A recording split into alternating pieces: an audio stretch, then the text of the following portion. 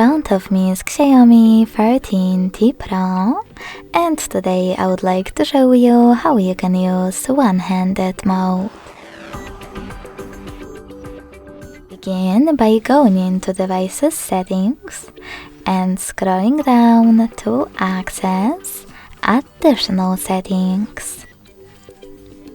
Following that, tap on one-handed mode and click on the gray switcher next to it in order to activate it.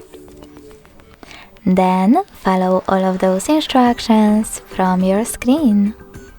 Turn on one-handed mode by swiping left or right from the center of the navigation panel. So when I do that, as you can see, one-handed mode is on. To go back, click on this area at the top, or simply swipe it up.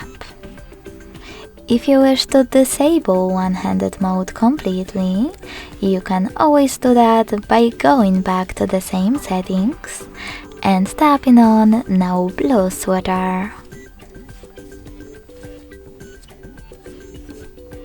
Thanks so much for watching. If you enjoyed this video, don't forget to leave a like, comment and subscribe. Bye!